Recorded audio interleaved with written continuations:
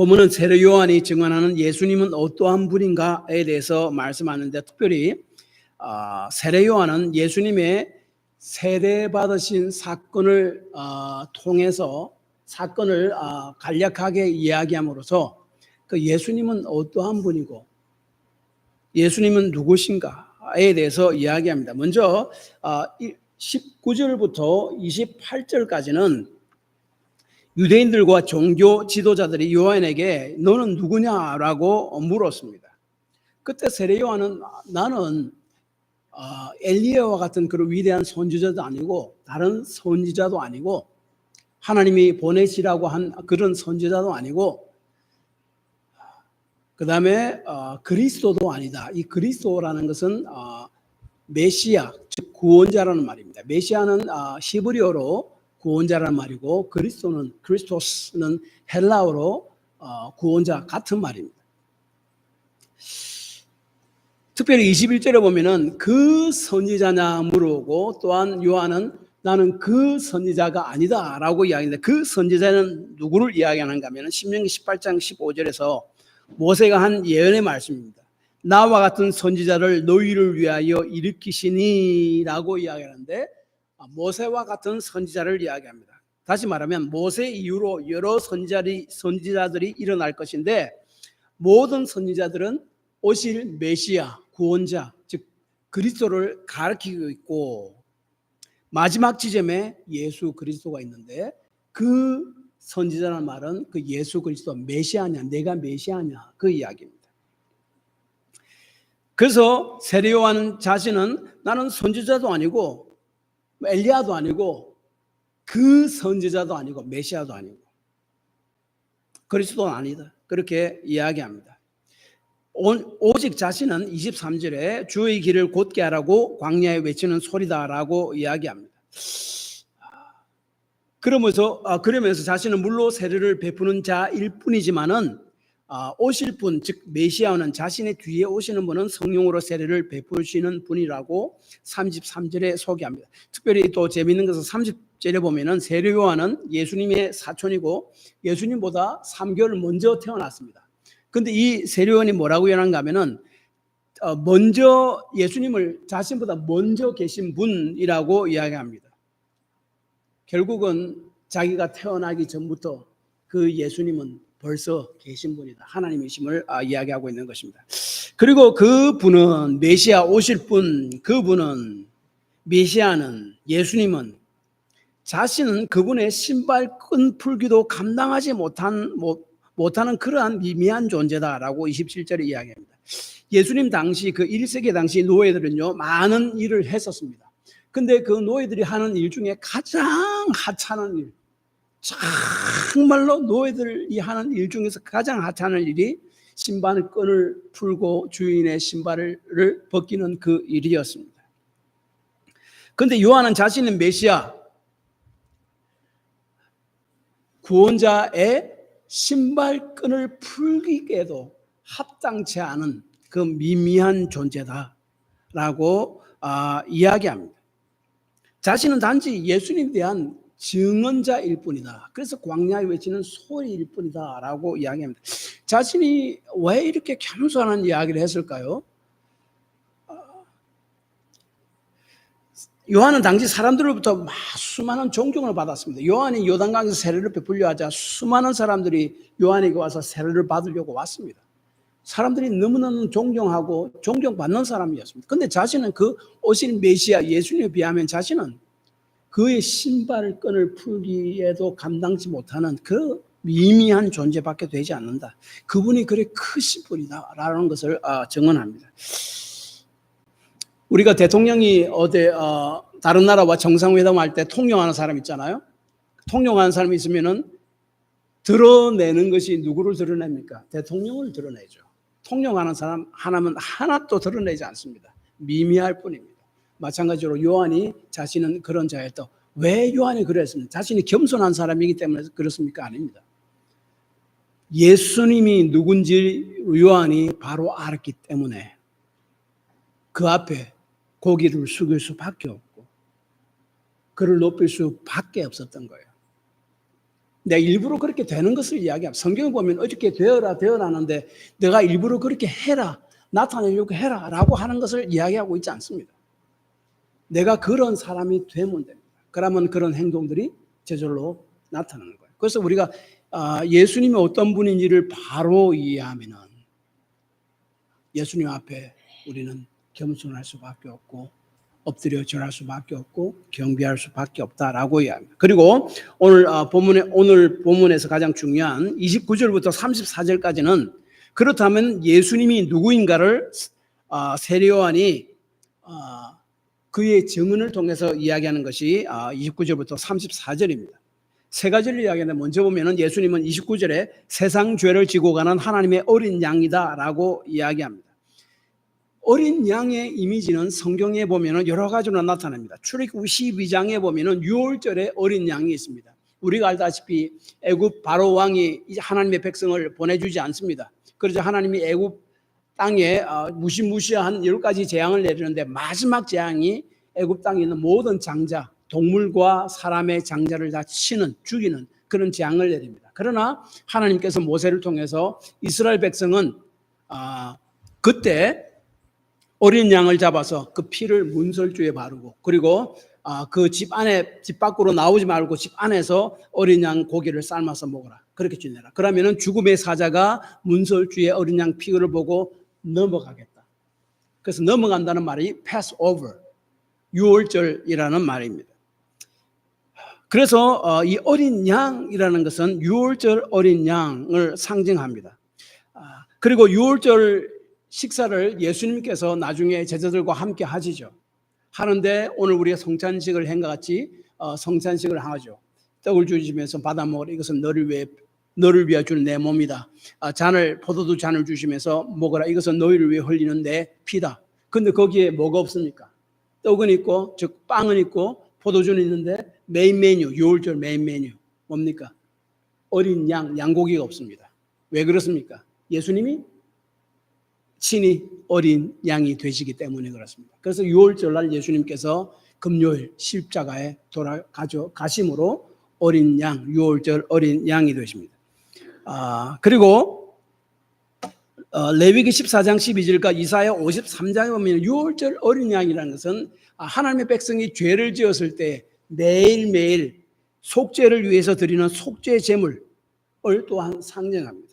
그리고 또한 유월절 그리고 어린 양이라는 것은 창세기 22장 8절에 아브라함이 자기 하나밖에 없는 독자 이삭을 하나님 말씀을 순종해서 드리는 사건이 있지 않습니까? 하나님 번제로 드리려 할 때 아브라함은 아무 말 없이 그대로 순종해서 자기 아들을 죽여서 번제로 태워서 드리는 그것을 행하려고 하나님이 지정하신 그 산까지 모리아 산까지 올라갑니다.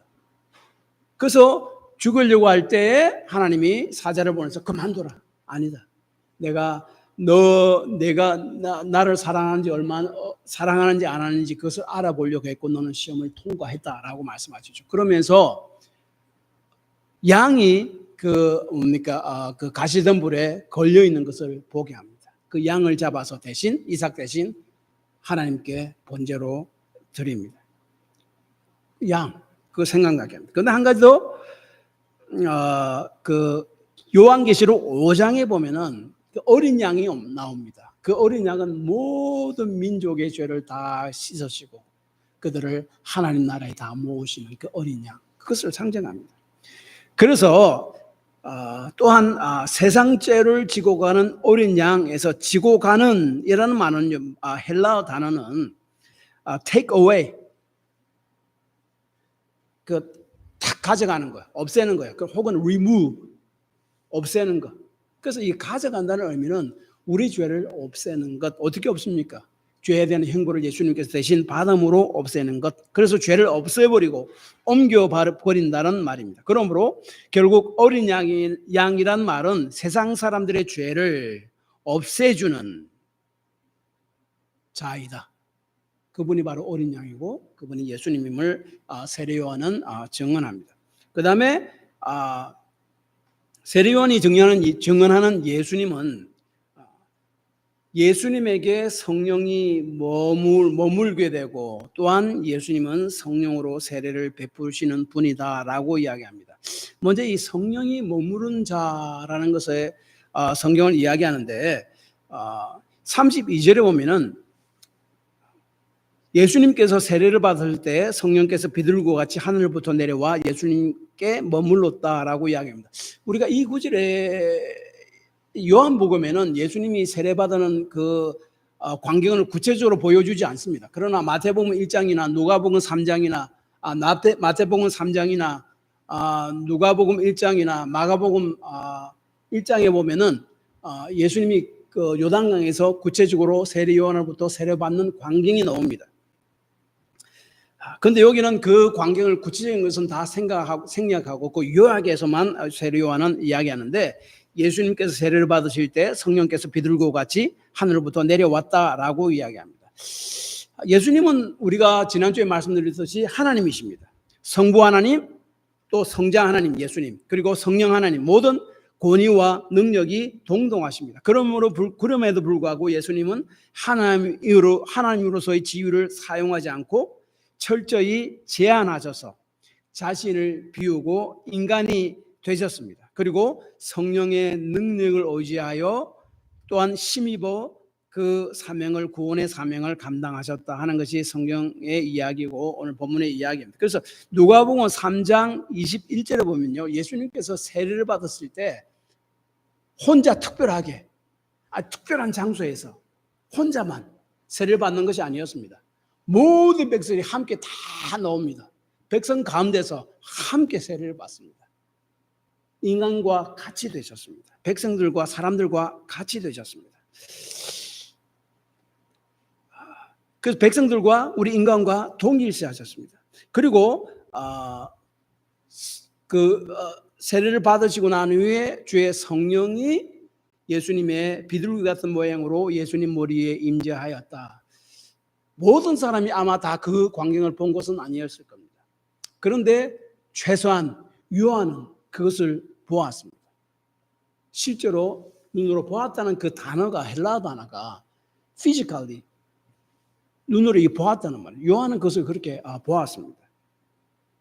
그리고 이 하나님께서 요한에게 이야기할 것을 성령이 누구 위에 내리면은 그분이 바로 불로 성령을 주는 분이다, 메시아이다라는 것을 미리 말씀해 주셨어요. 그래서 세례 요한은 예수님 위에 성령이 비둘기와 같이 내리는 것을 보고 그리고 머무는 것을 보고는 본문에 분명하게 머문다라고 이야기합니다. 그분이 바로 메시아다, 구원자임을 알았다라고 이야기합니다. 그리고 여기에 머물렀다 32절 성령이 비둘기와 같은 형체로 내려와서 예수님에게 머물렀다라는 말은요, 이 성경에 보면 이 머물렀다라는 헬라어 단어는 그냥 잠시 동안 머물렀다가 가는 그것을 이야기하지 않습니다. 계속적으로 머물렀다는 것을 이야기합니다.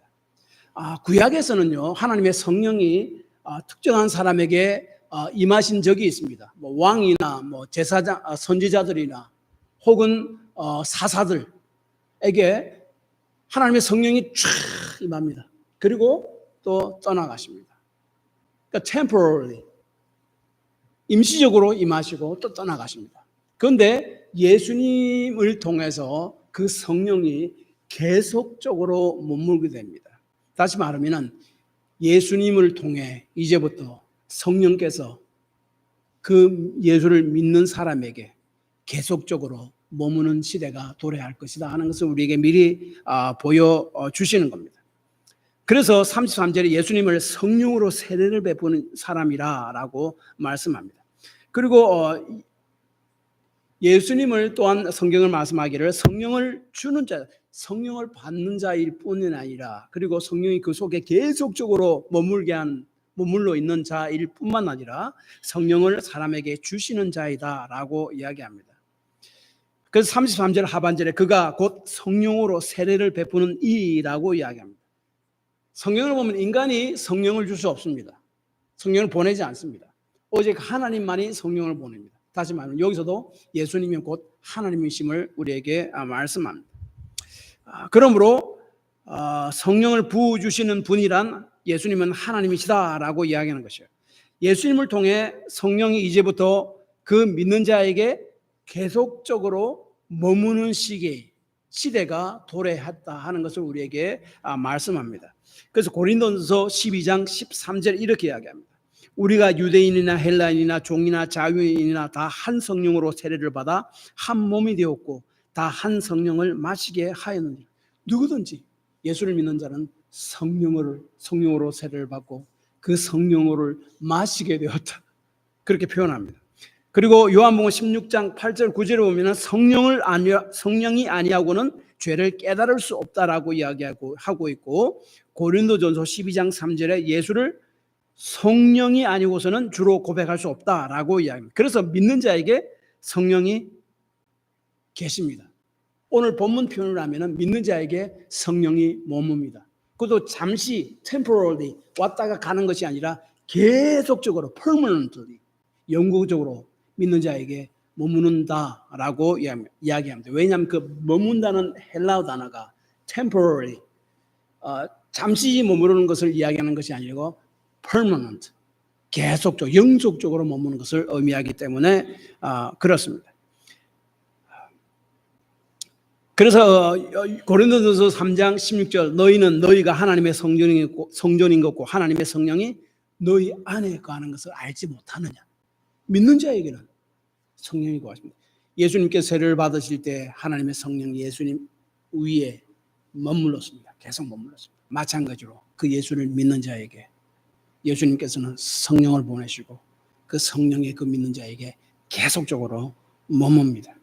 그러므로 믿는 자는 성령의 전이고 믿는 자들이 모인 이 교회의 공동체는 성령이 거하시는 성전이다라고 성경은 이야기합니다. 그리고 또한 우리가 한 가지 더 생각해야 될 것은 예수님은 완전한 하나님이시지만은 그 권리를 잠시 내려놓으시고 완전한 인간이 되셨습니다. 그리고 성령을 의지하며 성령의 임재 가운데 사셨음을 예수님의 생애를 보면 우리가 알 수 있습니다. 보십시오. 예수님은 성령으로 잉태하셨죠. 그렇죠? 그리고 성령에 의해서 세례를 받으셨어요. 그 다음에 누가복음 4장에 보면 성령으로 사단의 시험을 이겨냈다라고 말씀합니다. 그리고 성경을 보면 성령의 능력으로 병자들을 고치시고 귀신들을 쫓아냈다라고 이야기합니다. 그리고 한 가지 더 중요한 것, 십자가에서 우리 죄를 위해서 죽으시는 그 고난을 기꺼이 감당하시는 것도 성령의 능력에 의해서였다라고 히브리서 9장 14절이 이야기합니다. 하물며 영원하신 성령으로 말미암아 흠없는 자기를 하나님께 드린 그리스도의 피가 어찌 너희 양심을 죽은 행실에서 깨끗하게 하고 살아계신 하나님을 섬기게 하지 못하겠느냐?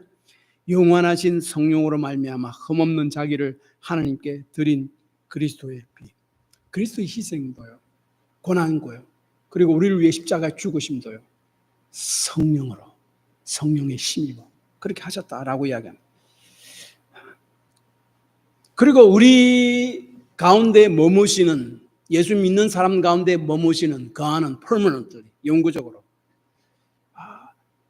성령이 그렇게 거하시지만은 성령이 머무시는 것, 성령이 거하시는 것과 성령 충만은 다릅니다. 그걸 기억해야 됩니다. 에베소 5장 18절은 성령 충만함을 받으라라고 이야기합니다. 예수 믿는 사람 속에는 성령이 머뭅니다. 성령이 거하십니다. 그걸 다른 말로 표현하면 또 성령 세례라고도 이야기합니다. 그러나 그 믿는 자에게도 성령의 충만을 받아야 된다라고 성경을 얘기합니다. 충만을 받아야 된다는 것은 지속적으로 성령을 채워야 된다라고 이야기하는 거죠. 그래서 골로새서 3장 그리고 에베소서 4장 13절은요, 믿는 그리스도인들이 죄를 회개하지 않는 삶을 산다면 그 속에 머무는 성령을 근심하게 한다. 그러니까 성령께서 그 믿는 자 가운데서 더 이상 일하지 않는다는 말이에요. 반대로 내가 혹시 죄 지은 거 있으면 하나님 앞에 회개하고 돌이킨다면 내 속에 머무는 그 성령께서 다시 액티브하게 일하신다는 것이죠. 그 다음에 고린도서 3장 16절에 보면요, 성령 충만은 곧 말씀 충만과 연결시킵니다. 우리가 하나님 말씀을 깊이 알고 깨닫고 그 은혜 속, 하나님 말씀의 은혜 속에 들어가면은 그것이 곧 성령 충만과 연결됨을 이야기합니다. 그리고 또 누가복음 3장 21절 22절 예수님께서 세례 받으시기 전에 기도했다라고 하는 내용이 나옵니다. 그 다음에 성령이 내려와서 비둘기 형처럼 내려와서 예수님 머리 위에 머물렀다라고 이야기합니다. 다시 말하면 성령이 임하심과 기도와 연관해 있습니다. 그 다음에 또한 사도행전 2장에 보아서도 예수님의 제자들이 모여서 열심히 기도할 때에 오순절날 성령이 임하십니다. 그리고 누가복음 11장 9절에서 13절 기도를 통해 성령 충만함을 받는다라고 이야기합니다. 그 맨 마지막 절은 이렇습니다. 너희가 악할지라도 좋은 것을 자식에게 줄 줄 알거든 하물며 하늘의 아버지께서 구하는 자에게 성령을 주시지 않겠나. 다시 말하면 믿는 자 속에는 성령이 머무시지만은 거하시지만은 성령 충만은 다르다. 죄를 회개하고 하나님 말씀 속에 거하고 기도하는 자에게 하나님의 성령이 충만하게 된다라고 이야기합니다. 이 성령 충만함을 통해서 권능을 받게 된다고 사도행전 1장 8절에 이야기합니다. 권능이라는 말은 두나미스라는 헬라어인데 그것이 바로 다이너마이트라는 말이 아마 거기서 나왔을 겁니다. 파워풀한 그런 능력. 그래서 오직 성령이 너희에게 임하시면 너희가 권능을 받고 예루살렘과 온 유대와 사마리아와 땅 끝까지 이르러 내 증인이 되리라. 기도를 통했습니다. 그래서 사도행전 4장 28절에 31절에 보면은 종교 주자들이 베드로와 예수님의 제자를 그 몇 명 잡아가지고 이제 베드로를 잡아서 다시 석방시켜 보내면서 다시는 예수 이름으로 복음을 전하지 말고 만약 복음을 전하면은 다시 그때 정말로 가만두지 않겠다라고 위협하는데 그 소식을 들은 성도들은 모여 함께 담대히 기도하는데 담대하게 해달라고 기도합니다. 그런데 그때 뭐라고 성경이 이야기하냐면 이렇습니다. 성령이 충만했다. 예수를 믿는 자들에게 예수를 전하지 말라는 그 굉장한 위협 속에서도 그들은 모여서 함께 기도할 때 성령이 충만해서 담대함을 얻고 그래서 복음을 열심히 전했다라고 이야기합니다. 그래서 기도를 통한 성령 충만함이 있으면 어떤 환경 가운데서도 하나님 주시는 담대함이 생깁니다. 예수님께서 기도를 통한 성령의 능력으로 병자를 고치시고 귀신을 쫓아내는 것, 그리고 우리를 위하여 그 십자가의 고난도 능히 감당한 것, 성령의 능력입니다. 기도를 통해서, 말씀을 통해서, 회개를 통해서 충만함을 받을 수 있다라고 이야기합니다. 그리고 마지막으로 예수님이 누구신가? 요한이 증거하는 예수님은 34절에 하나님의 아들이다라고 이야기합니다. 누가복음 33장 22절에 보면 그 사건을 좀 더 구체적으로 이야기하는데 이렇습니다. 예수님께서 세례를 받으실 때 하늘이 열리고 하늘에서 음성이 들려왔는데 누가복음 3장 22절에 성령이 비둘기 같은 형체로 그의 위에 강림하시더니 하늘로부터 소리가 나기를 너는 내 사랑한 아들이라 내가 너를 기뻐하노라 하시니라. 너는 내 사랑하는 아들이다. 이 말씀이 어디에 있는가 하면 사실은 이사야 43장 1절, 53장 11절, 12절에서 온 말씀이지만 특별히 시편 2장에서 온 말씀입니다. 시편 2장을 보면은 이 시편 2장은 왕의 즉위식에 대한 말씀입니다. 다시 말하면은 다윗 왕 계열을 통해 왕이 탄생할 것인데 그 왕은 기름 부은 자가 될 것이며 나 하나님의 아들이 될 것이다 라고 시편 2편 2절과 7절에 이야기합니다. 이 기름 부은 자가 뭡니까? 메시아입니다. 구원자입니다. 그리스도입니다. 그 다음에 그는 또한 동시에 나 하나님의 아들이 될 것이다 라고 이야기합니다. 이 하나님의 아들이라는 말은 우리 인간과 같은 사람이란 말이 아니라 하나님의 본성을 가진 자라고 이야기합니다. 기름 부음 받은 자 메시아입니다. 구원자입니다. 그 다음에 그 자가 바로 왕이다 라고 이야기합니다. 그 메시아 왕은 땅을 끝까지 정복하고 차지하게 될 것임을 이야기합니다. 근데 다윗을 뒤이어 나온 왕들은요, 땅을 끝까지 정복하고 차지하지 못했습니다. 땅을 끝까지 차지하고 정복하는 왕은 누군지 아십니까? 맨 마지막에 세상이 끝나는 날 예수님이 왕이 되어서 요한계시록 5장에 천국에 올라갔을 때 수많은 방언과 조속들, 만민들이 거기에 모여 있습니다. 예수님의 복음을 통해서 세상이 정복될 것이다 라고 하는 것을 이야기합니다. 그것을 누가 합니까? 그 예수님을 따르는 자들이 그 세상을 영적으로 복음을 통해 정복하는 일들을 해 나가야 될 것이다. 그래서 이 시편 2편에서 왕의 즉위식을 이야기하면서 예수님은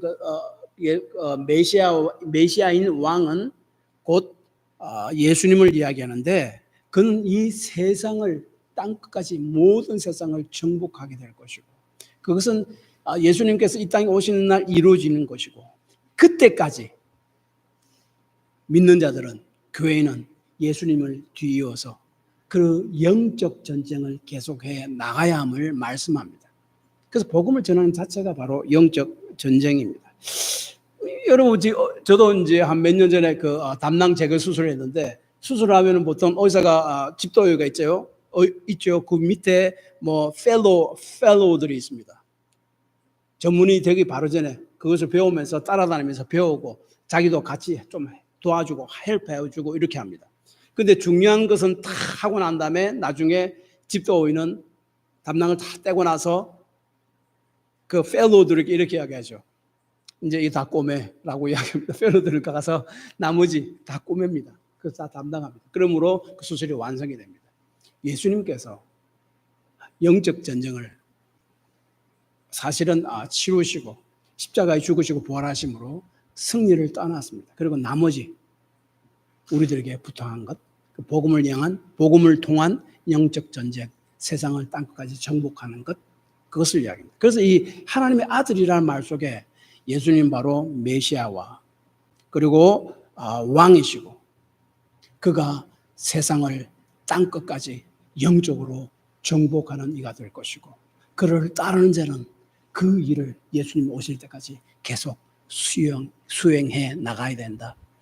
외과 수술실의 펠로우와 같이 그것을 마무리해야 함을 말씀합니다. 결론은 이것입니다. 세례 요한은 예수님이 누구시고 어떠한 사역을 해 나갈 것인가에 대해서 예수님이 받으신 세례의 사건을 통해서 우리에게 이야기합니다. 예수님께서 세례를 받으실 때 음성으로 내 사랑한 아들임을 선포한 것은 예수님께서 하나님의 아들로서 또한 메시아로서 그리고 우리를 다스리는 왕으로서 우리를 죄에서 구원할 분임을 하나님께서 확증해 주신 사건이고 이제부터 성령을 통해 그 메시아 사역을 공식적으로 예수님께서 시작할 것이다 하는 것을 선포한 그 사건입니다. 그리고 그 예수님을 따르는 자들은 그 예수님의 사역을 이어받아서 성령을 의지하여 예수님을 땅끝까지 전거함을 통해서 예수님의 복음으로 이 세상을 정복하는 영적 싸움을 계속해 나가야 함을 이 말씀을 통해서 우리에게 도전하는 말씀이라고 우리가 기억해야 됩니다. 기도합시다. 세례 요한은 예수님 머리 위에 성령이 머무는 것, 계속적으로 머무는 것, 그것을 볼 때 그거 바로 하나님이 말씀하신 메시아구나 깔았습니다. 그래서 그를 어린 양이라고 했습니다. 우리 죄를 담당하는 자, 죽어 없애는 자, 메시아 구원자임을 알았습니다. 그래서 왕이라는 것은 하나님의 그 아들이라는 말은 그 시편 2편에 의하면은 메시아와 구원자와 왕 이라는 의미가 다 포함되어 있습니다. 예수님은 구원자와 왕으로서 복음으로서 세상을 땅끝까지 정복해 나가는 자로 이 땅에 오셨습니다. 믿는 우리는 그 예수님을 뒤이어서 그 일을 마무리해야 될 자로 부름을 받았다 하는 사실을 기억하고 우리가 이 일을 위해서 열심히 기도하고 최선을 다하는 우리가 되게 하옵소서. 기도하시기 바랍니다.